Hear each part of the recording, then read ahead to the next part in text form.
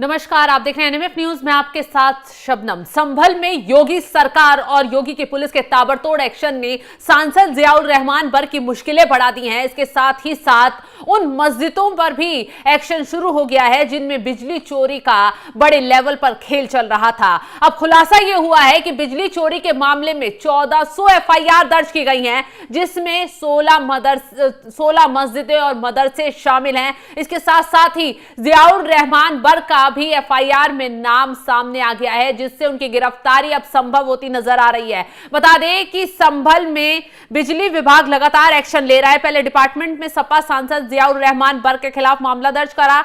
अब संभल में धारा 135 यानी बिजली चोरी के तहत 1400 लोगों के खिलाफ एफआईआर दर्ज की गई है। यानी बड़े लेवल पर बिजली चोरी का खेल संभल में चल रहा था और यहां सपोर्ट किसका मिल रहा था? समाजवादी पार्टी के सांसद जियाउर रहमान बर का, जो खुद चोरी कर रहे थे। और इसी के साथ साथ मस्जिदों में भी एक मिनी पावर हाउस बनाए गए थे, जिसके जरिए बिजली चोरी लोगों को करवाई जा रही थी। मस्जिदों में भी चोरी की बिजली का इस्तेमाल किया जा रहा था। जिन लोगों के खिलाफ एफआईआर दर्ज की गई है उसमें सपा सांसद जियाउर रहमान बर के साथ साथ 16 मस्जिदें और 2 मदरसे भी शामिल हैं। बताया जा रहा है कि डिपार्टमेंट ने कुल 11 करोड़ रुपए का जुर्माना लगाया है और 20 लाख रुपए की अभी तक वसूली कर ली गई है। दिसंबर के महीने में बिजली विभाग ने चेक इन ड्राइव चलाई थी।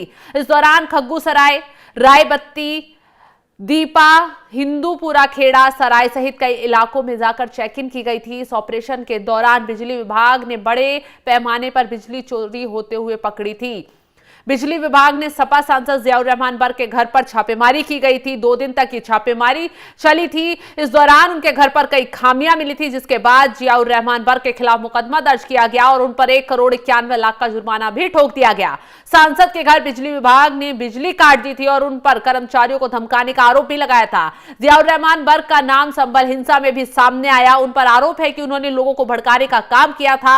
हालांकि उन्होंने इन आरोपों को नकार दिया और अपने खिलाफ दर्ज एफआईआर को रद्द करने के लिए वो हाईकोर्ट भी पहुंचे थे, लेकिन हाईकोर्ट ने उन्हें राहत नहीं दी। उनके खिलाफ एफआईआर जो हिंसा के मामले में दर्ज हुई थी उसे रद्द करने से मना कर दिया। हालांकि उनकी गिरफ्तारी पर रोक जरूर लगा दी कि अभी उनकी गिरफ्तारी नहीं होगी, उन्हें जांच में सहयोग करना होगा। तो इसके साथ ही साथ न सिर्फ जियाउर रहमान हिंसा के मामले में बुरे फंसे हुए हैं, बल्कि बिजली चोरी के मामले में भी उन पर गाज गिरती हुई नजर आ रही है।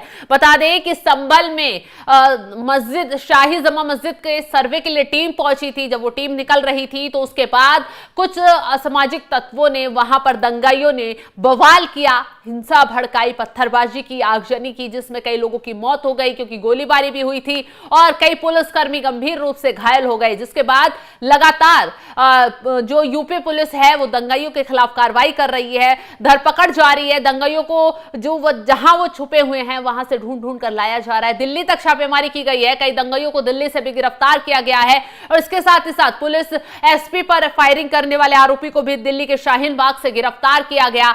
और इसी मामले में जब जांच चल रही थी तभी वहां बिजली चोरी होने के बड़े लेवल पर सबूत मिले। जब मस्जिद में दूसरी मस्जिदों में तलाशी अभियान चलाया गया तो वहां मिनी पावर हाउस मिले जहां से बिजली चोरी का खेल चल रहा था। यही वजह कि 16 मस्जिदें रडार पर आ चुकी हैं।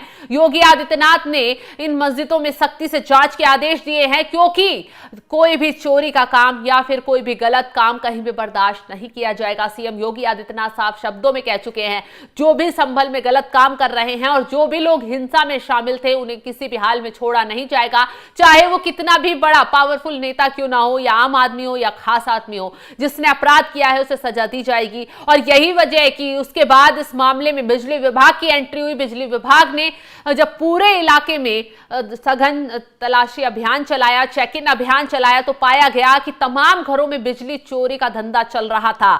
मस्जिदों से बिजली चोरी करवाई जा रही थी। इस मामले में ताबड़तोड़ छापेमारी की गई है और 1400 लोगों के खिलाफ अब तक एफआईआर दर्ज हो चुकी है।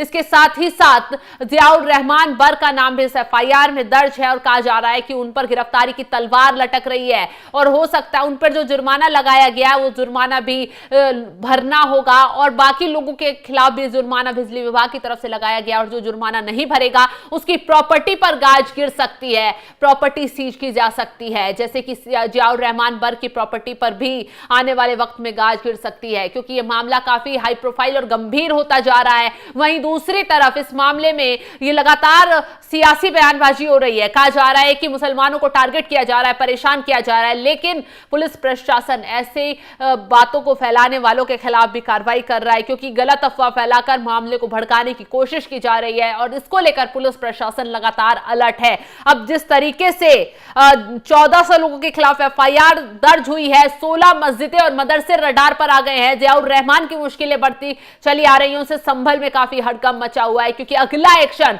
क्या होगा ये देखने वाली बात होगी। फिलहाल जिस तरीके से यह मामला गंभीर होता जा रहा है और योगी आदित्यनाथ लगातार संभल में मिल रहे नए नए सुरागों को लेकर अलर्ट मोड में है और चेतावनियां जारी कर रहे हैं, लगातार पुलिस प्रशासन को निर्देश दे रहे हैं कि आरोपियों के खिलाफ सख्त से सख्त कार्रवाई की जाए। जिस तरीके से अब संभल में ये बड़ा मामला निकलकर सामने आया है, 1400 लोगों के खिलाफ एक्शन लिया गया है, उस पर आपका क्या कहना है कमेंट कर अपनी राय में जरूर बताएं और तमाम खबरों की अपडेट के लिए आप जुड़े रहे हमारे साथ। नमस्कार।